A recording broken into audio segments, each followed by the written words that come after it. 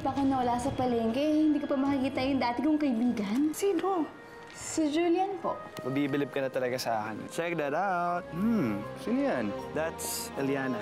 Biruin mo, no? Nagkikita pa pala kami ni Julian pagkatapos ng napakatagal na panahon. Sino yung kausap mo? Kausap ko lang po yung sarili ko. I don't trust you. Dapat ko ba itigil na ipaghanap ko kay Eliana? Yan ang sagot sa tanong mo. Kung kayo pinaghiwalay ng ilang taon, pagkatapos nagtagpo uli kayo, yan ang tinatawag na destiny. Julian? Dito ko pala nakatira. You know each other? Magkababata kami. Hindi na pwede magpatalo na lang tayo sa kalaban. Ako na lang pupunta doon at ako makikipag-usap sa kanila. Ay, parang kilala ko yan. Kaibigan ni Isabel sa isla. Marami akong mga contacts sa mga department stores. Kung gusto niyo, matutulungan ko kayo. Namukhaan ka ba? Parang hindi naman ata. Ay, ano daw gusto? Ba't nandito? Hindi kaya nag-i-espiya yan? Naalala mo na naman si Isabel, ano? Hindi pa rin naman siya nawawala sa isip ko. Kung di kami nagtanan, marahil buhay pa siya hanggang ngayon.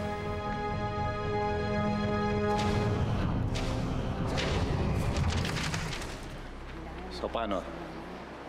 Talaga ba kaya mo pumasok? Hindi na po. Marami pa akong kailangan asikasuhin sa opisina. Okay lang ba kayo dito, Tay? Ako nang bahala rito. Sige, salamat. Okay.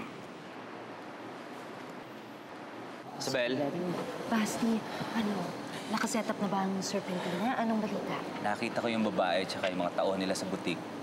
Hindi na ako lumapit. Baka ano pang mangyari. Nakita mo ba yung mga may-ari? Nakausap ko si Mrs. Prado. Ang sabi niya sa akin, darating daw yung maaari sa exhibit bukas. Kaya may pagkakataon na tayo makilala siya. Okay, let's go. Yeah, sige. Halika, check natin. Okay na ba itong setup natin? Kumusta itong isang to? Sir, medyo mabuti na po ang kalagayan nito. Kaya lang po yung isa, sir, mukhang hindi pa ayos eh. Mabuti kaya puntahan mo si Dr. Maestro. May, sige po. may Eliana ba dito? Wala. Sige, salamat. Ano kailangan mo? Ay, sir, bukas ko kasi yung gate nyo, kaya nagtuloy-tuloy na ako. Nakita ko to sa labas eh. Nangangailangan ko kayo ng trabahador. Baka pwede ako, mag-apply sana ako. Tama-tama, kailangan ko ng taon dito. Makamandag mga alaga namin. Hindi ka ba takot sa ahas? Totoo ho. Ano sa tingin mo? Sige, kaya ko yan. Nag-aalaga din naman ako nung bata pa ako eh. Mabuti kung gano'n. Halika, doon tayo sa loob mag-usap. Ano ang pangalan mo? Gabo po. Halika. Eliana, pakibilisan yung pagkuha ng merienda namin. Medyo gutom na kasi ako eh. Okay po. Sige. Pakibilisan. Go. Gaano katagal na nagtatrabaho si Eliana dito? Alam mo, why don't we just talk about your trip? How was it? Who were you with? Where did you go? Gaano katagal na siya nagtatrabaho? Nako, Julian. Bago lang. Napulot ni Daddy sa kalsada. Inapilayan, kaya inuwi dito, ginawang maid. Basta wag na natin pag-usapan yun. How was your trip nga? Baka may nakilala kang ibang babae dun, ah. Wait, yung sinasabi mo na napulot lang siya ni Tito Eman sa kalsada, paano nangyari yun? Nako, Julian. Basta, naglalakad si Eliana na bunggo ng daddy ko eh. Biglang tumawid, itatanga-tanga. Basta, it's a long story. Can we just not talk about it? Mabobore ka lang. Okay? Alam mo? I have a better idea. Whoa, Sit down. What? Sit down. Why? At may kukunin ako. Surprise ko para sa'yo. Oh, sige, okay. Wait lang.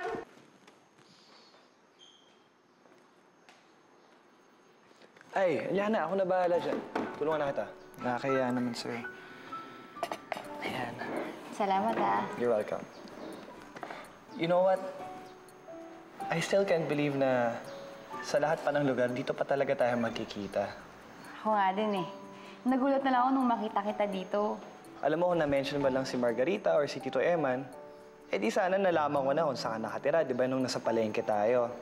Para at least pag nawala ka ulit, alam ko na saan kita ihahatid.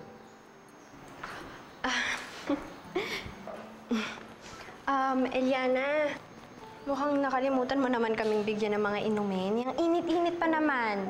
Ayusin mo naman trabaho mo. Pakibilisan. Ay, pasensya na po. Doon na lang kami sa labas para mas mahangin. Dalhin mo na rin yan. Oh. Okay, let's go. What's that? Surprise! What's this? Let's just do it outside. Okay, let's do it outside. Kilos, Eliana. Here, come. Oh, okay. Sorry. Okay, let's go. Okay. Kilos, Eliana!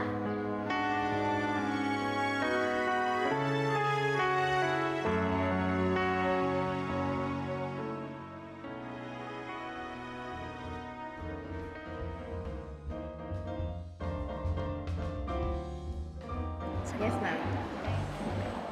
Hello? Ano? Bakit? Ano nangyari?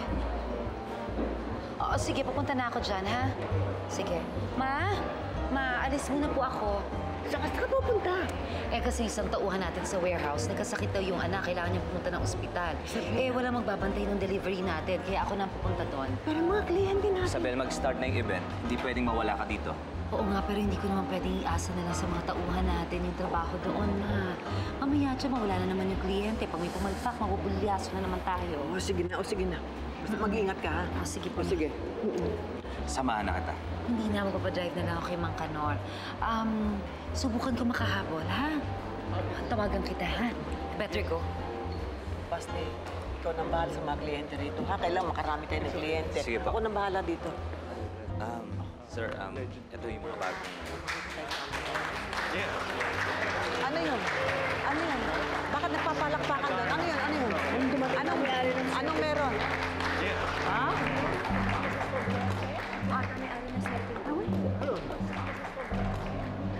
Mr. and Mrs. Cascabel, I would like you to meet Mrs. Poblete, the owner of Serpentina. Ikaw ang may-ari ng Serpentina? Ako nga.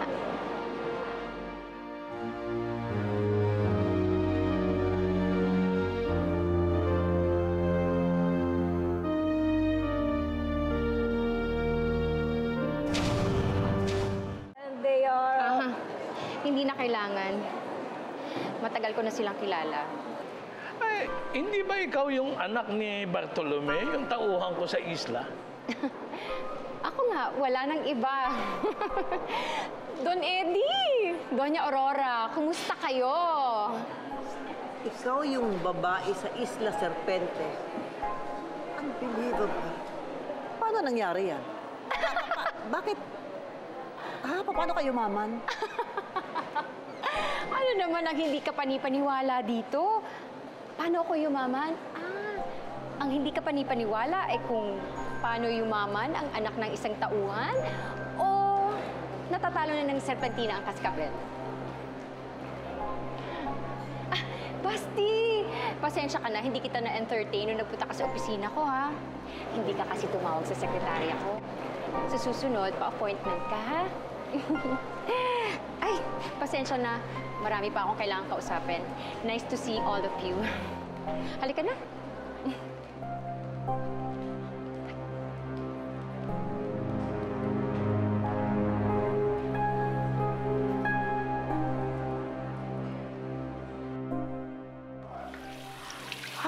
Biruin mo, sa dinami-dami ng Julian sa Pilipinas, yung Julian kaibigan mo at yung Julian boyfriend ni Ma'am Margarita ay isa. Hala, yung crush mo, jowa niya. Diyos ko. Ate Tetay, matagal na ba sila magkarelasyon? Pag-aalim na buwan na siguro. Alam mo, yung si Ma'am Margarita nanligaw dyan kay Sir Julian eh. Makulit kasi yan si Ma'am Margarita eh. Kaya siguro nakulitan din yung isa. Sinagot ka agad siya. Alam mo naman yun. Basta't gusto niya, gagawin niyang lahat, makuha lang niya. Minsan nga, hindi ko alam kung paano nagkakasundo yung dalawang yan eh. Mabait si Sir Julian. Si Margarita, alam mo na. Oh, bakit biglang umasim ng mukha mo? Ay, hindi po, Ate Tetay. Nagpapasalamat nga po ako eh, kasi nagkaroon ako ng pagkakataong magpasalamat sa kanya dahil sa ginawa niya sa akin noong isang araw. Abay, dapat lang na matuwa ka, no? Biruin mo, hindi mo akalaing mag-cruise pa ang landas ng dalawa? Isang bagay na halos parang imposible nang mangyari sa'yo? Tama nga ang hula ko. Destiny mo si Julian. Ate Tetay naman, ayoko naman pong isipin yun. Nirerespeto ko po yung relasyon nila. Nako, ito naman, kung yung mag-asawa nga nakakasulutan pa, magjowa pa kaya? Pwede mo pang maagaw si Julian. Naku, Ate Tetay, sapat na po na magkaibigan na lang kami.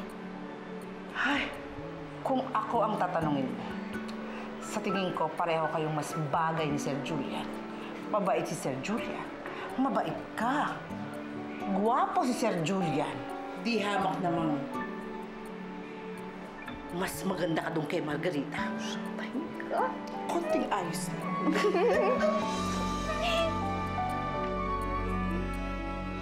Halos hindi ko nakilala kanina itong si Nora.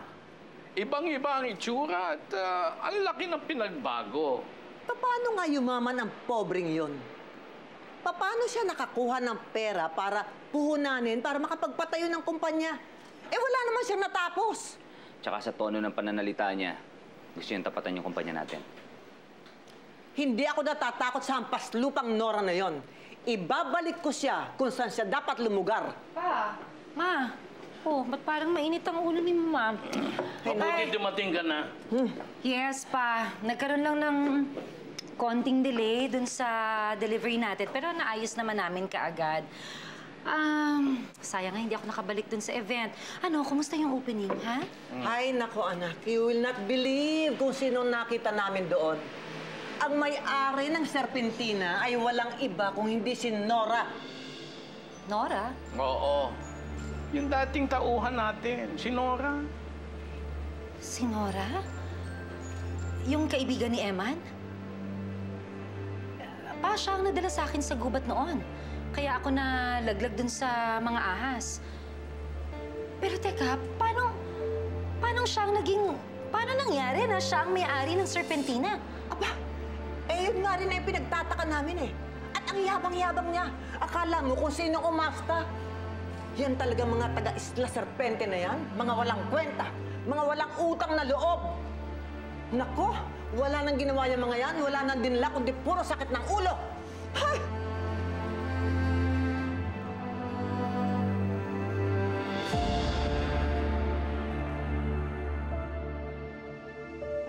Ikaw din.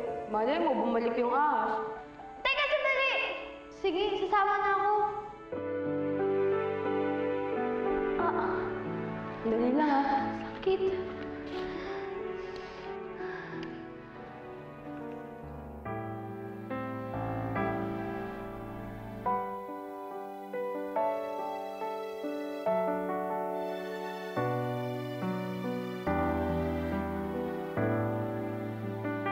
Nanggaling yan sa napatay ko na ahas. Anting-anting ko yan laban sa mga ahas.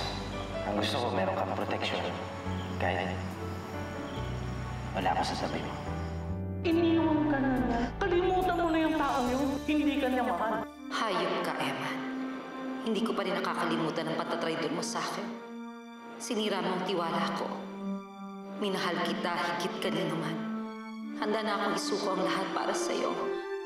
Halos talikuran ko ang pamilya ko dahil sa pag-ibig ko sa'yo, pero niloko mo lang ako.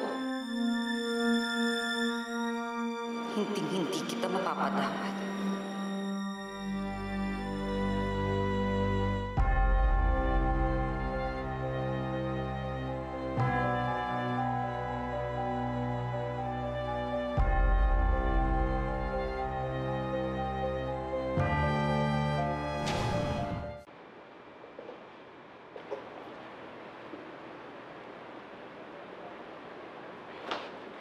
Oh, ba't nag-iisa ka dyan?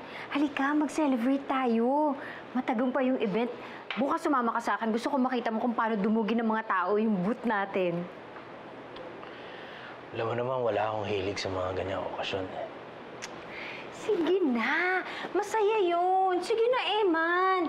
Kahit nandun yung mga kaskabel, alam mo, sayang wala ka. Sana nakita mo kung paano yung mga mukha nila nung nakita nila na ako pala ang may-ari ng Serpentina. Ha! Buti nga sa kanila.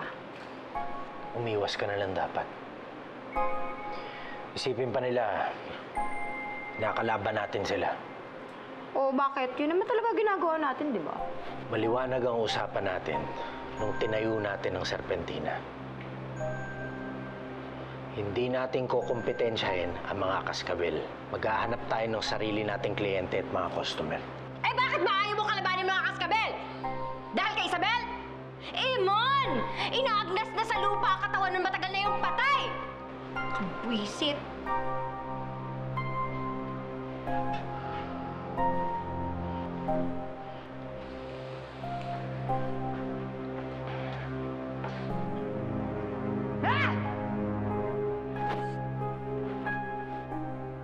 Alright.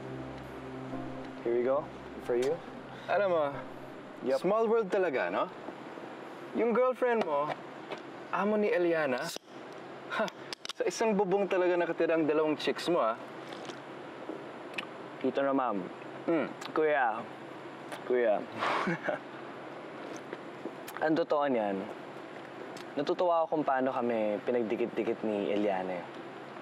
Kahit ilang beses kaming paghiwalay, I don't know, the world somehow finds a way para magkita kami ulit. Hindi. Sabihin mo, a chick magnet ka lang. Hindi mo na kailangan gumalaw. Pumupunta na sa'yo mga babae, tulad ni Marga. Di ba? I still remember, kung ihabol ka dito sa bahay, di ba? May dala pang mga food. Pero sayang din eh, nung naging girlfriend mo, hindi na dumadalaw dito. Ano ko ba? Ang totoo naman yan, hindi ko naman naging girlfriend si Marga dahil lagi niya dinadala ng pagkain eh. Well, in fact, siya yung pinakamaganda sa klase namin. Kaya ako siya napansin. Pinakamaganda at pinakamaarte. Minin mo. But believe me, okay naman si Marga. Okay, if you say so. Trust me. If you say so. Yep. O ano? Sige, delete ko na yung mga picture ni Eliana dito. No. Bawal. Bakit? Anong gagawin mo dyan? Hindi ko pa nasisave eh.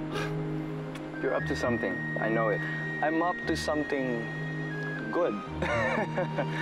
Hindi. May paggagamitan kasi ako nito eh. Cheers na lang. Alright. Ikaw talaga.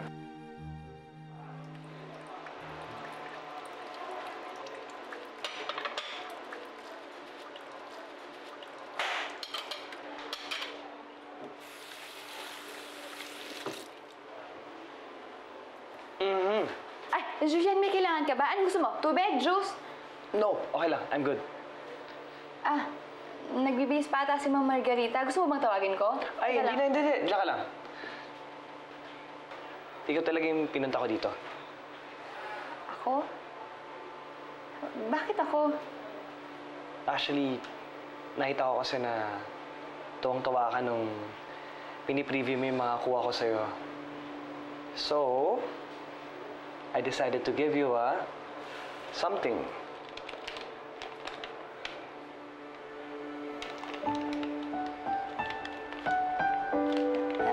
Ano to? Hindi, wait lang. Hindi, kailangan mong... Ayan, buksan mo. Ayan. Ganyan pala yun. Ayan, ganyan yun. Ito ba yung litrato? Ang ganda naman. Kulay puti. Eliana, niloloko mo ba ako? Hindi, kailangan mo kasing... ayan, punitin mo. Ayan. Ikaw niloloko mo ako Ayan. Yeah. Gusto mo?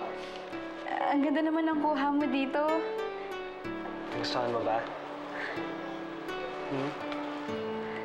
Salamat Ang ganda-ganda mo kumuha ng litrato. You're welcome and thank you.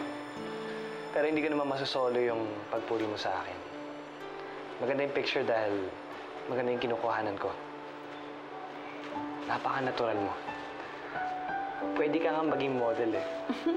Naku, salamat Alam mo, iingatan ko talaga to. Kasi ito yung pinakaunang regalo na natanggap ko mula sa ibang tao. Salamat pangako, ingatan ko talaga to. Promise mo yan, ha? Oo. Sige. Ako, wala yun. Masaya na ako na makita kita ulit. Take that as a sign of our renewed friendship. There you are. I've been looking everywhere for you. Anong ginagawa mo dito? Ano yan? Wala yan. Just a photo I took nung nagkasama kami sa palengke. Okay. Halika, punta tayo sa sala. Okay. Let's go. Yeah. Salamat, ah. Go. Yeah.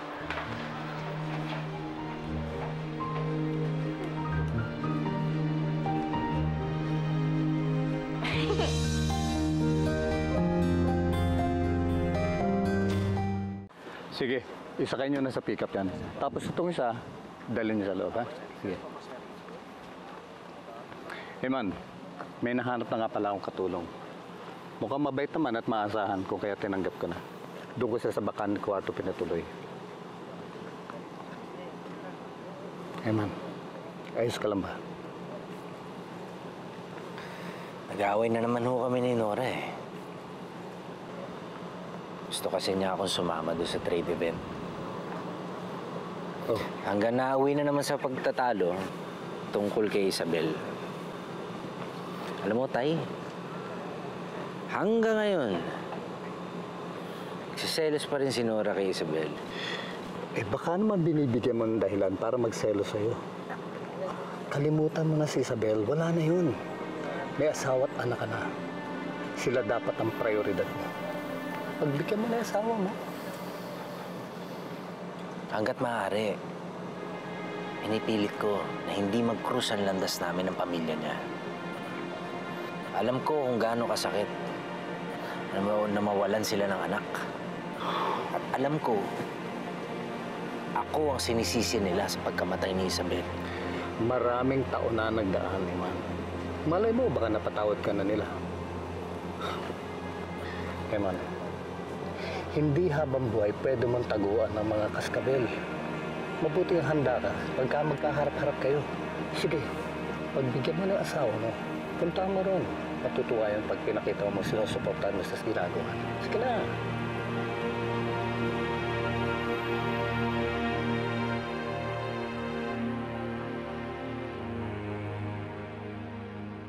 Oh, si Sir Julian ba talagang nagbigay niyan?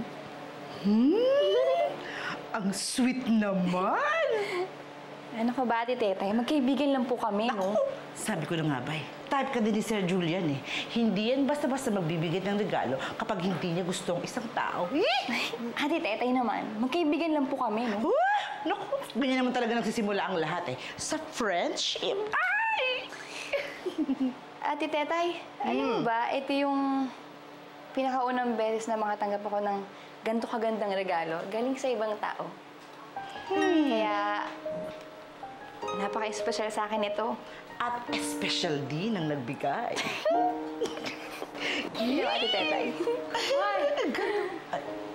Sa pagkakaalala ko, hindi kayo binabayaran dito para makipag-chismisan. Yaya, di ba may pinapahanap ako sa'yo? Ay, eto na nga po. Nasa na? Ay, hinahanap po nga po eh. Hindi ko nga alam bakit di ko makita dito sa kusina yung blouse nyo. Hanapin ko po sa kabila. Ikaw. Masaya ka dito? Opo. Ang ganda ko bunga ni Sir Julian, no? Nagustuhan mo po? Ang ganda, no? Hoy, tingnan lang sa mo dadaling niya namin na yan! Yan, nagpapasalamat talaga ako sa pagsuporta niyo sa Serpentina. Malapit yung launching namin, ha? Huwag kayong mawawala, ha? Marami akong regalo para sa inyo. May mga giveaways dyan. Hinahanda lang ng mga tao ko. Gandaan niyo yung write-up, ha? Ha? Sige. Andiyan na si Isabel Cascabel! Gusto ba? Sige, dali. Mama, ano pa masasabi sa bagong kalabang Serpentina?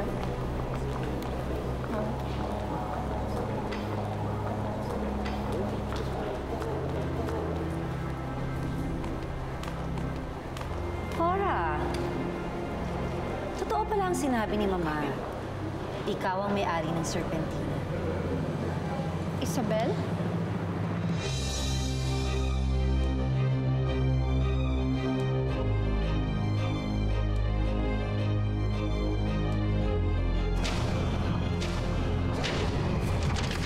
Kala mo siguro, pwede mong landi-landiin yung boyfriend ko sa bahay ko at sa harapan ko, no? Wala naman akong ginagawang masama, ah. Magkaibigan lang kami ni Julian.